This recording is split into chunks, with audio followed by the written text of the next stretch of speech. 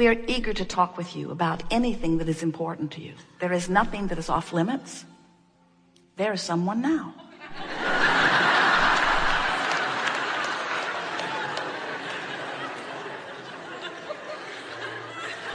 You will notice a perfect unfolding, because you have to know that this meeting has assembled long before you dragged your physical bodies here.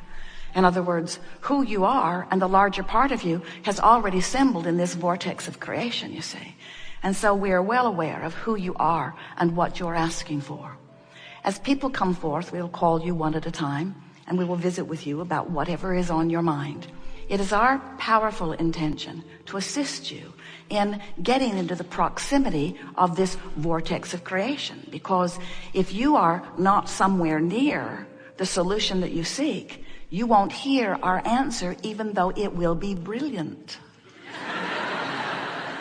You have to be in the vibrational vicinity of what you're reaching for, which means in many cases you have to distract yourself from what's been bothering you, because do you know the vibrational frequency of a question and its answer are very different frequencies. The vibrational frequency of a problem and a solution are very different frequencies. And so we want this forum to be an opportunity for you to listen and feel and come into vibrational concert with who you really are, which means we're going to do our best to distract you from the vibrational patterning of what's been holding you apart from who you are. We want you in the vortex. That's where you belong. But we don't ever want to imply that you should just get in there and remain in there. You'd have to croak to do that. You came forth in physical form with the distinct intention of exploring contrast for the purpose of expansion, for the purpose of joyous expansion. Not one of you said, I'll go forth and I'll struggle and strive and I will launch rockets, but I won't go. I'll just stay there in my lackful, mournful, complaining existence, and I'll sacrifice the joy that could be mine for the good of others. Not one of you said that. Every one of you said, I'll go into natural contrast, and from it I will choose. And once the choice is made and the larger part of me gives undivided attention to the choice, I will too. And you know what the most exhilarating thing about that is that everything that you want to call joyous life experience, every bit of it is that closing of that gap. In other words, you out here on the leading edge, you get to explore the contrast and you get to launch the rocket. But then the most wonderful thing happens to you. You get to feel the visceral, tactile, physical thrill of now coming into alignment with your expansion.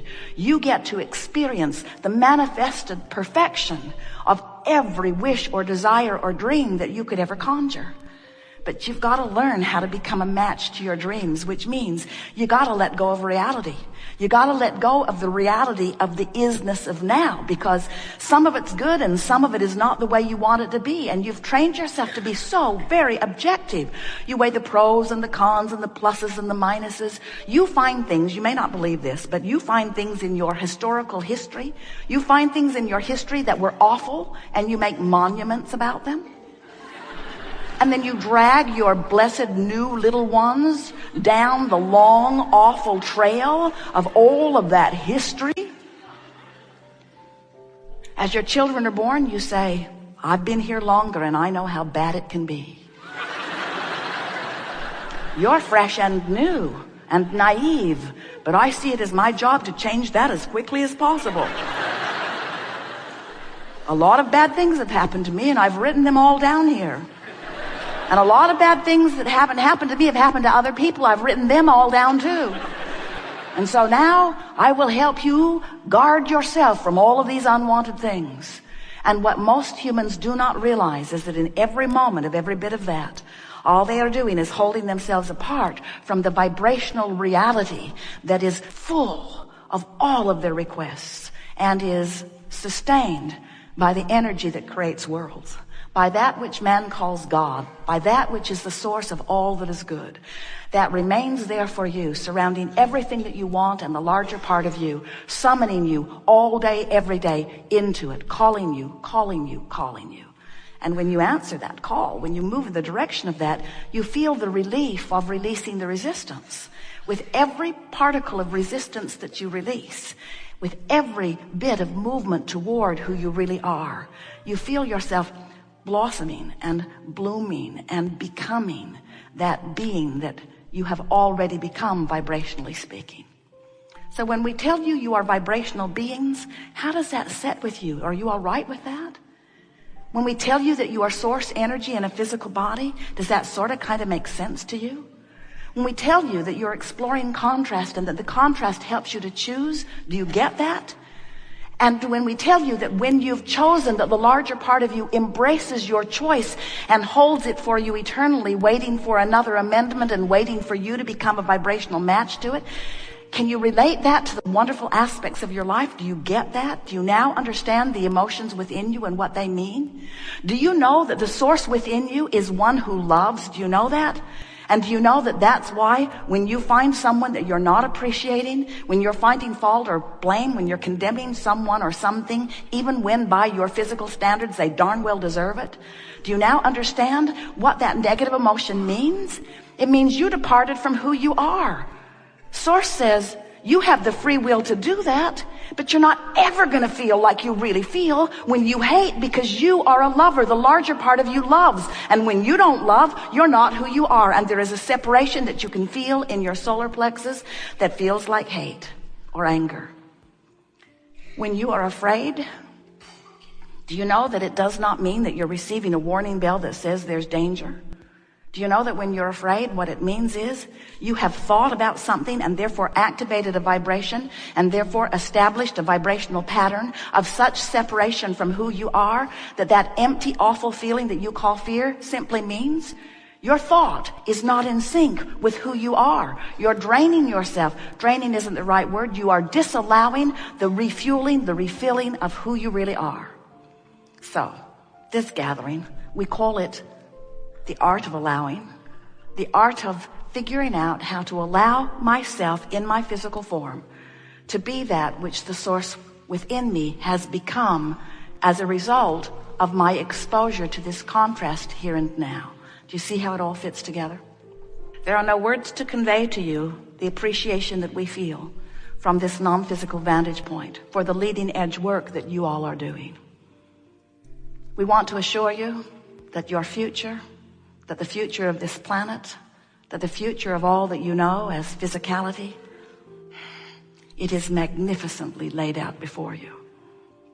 And when you find something to fuss and worry about, the most significance that that has is that for you, right here, right now, you prevent yourself from being the full being that you really are. And here is the most significant thing that you will hear from us this day or ever. That negative emotion that you feel simply means that you are not keeping up with you. You are not keeping up with who you have become as a result of the life that you've been living. So, what do you want to talk about?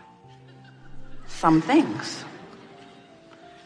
So it's rather easy to be here in your physical body and to get yourself vibrationally separated. That's really too strong a word. But pinched off from the fullness of who you really are. Your emotions let you know how you're doing in that regard. Your emotions let you know in every moment that you are consciously aware of the vibrational relationship between the non-physical source energy part of you and the thought that you are thinking right here in this moment.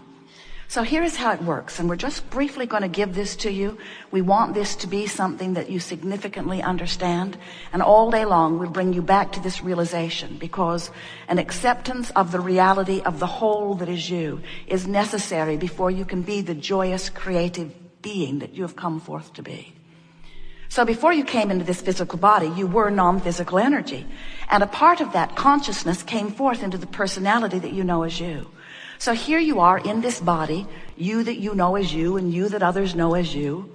And you are exploring the variety of this leading edge time-space reality, this leading edge, magnificently balanced, contrasting environment where by knowing what you don't want, you can come to clearer preferences about what you do want.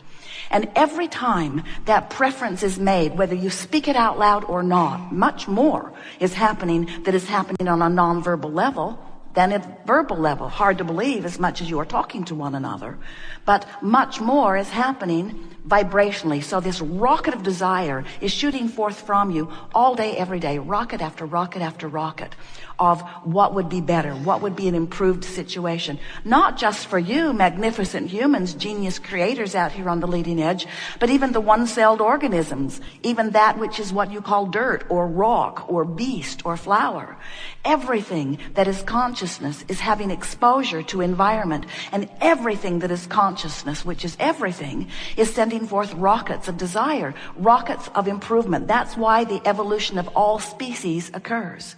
So as this rocket of desire goes forth, the non-physical part of you, or the one-celled organism, or the rock, or the flower, or the beast, the non-physical part of you takes that rocket and holds the newly found preference, the newly found place, and holds it as a vibrational marker, waiting for you to vibrationally catch up to it.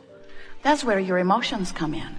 When life is giving you the experience of not enough of something you want, not enough money, for example, you're asking for more. In fact, we've been watching you. You're asking and asking and asking and asking and asking and asking and asking.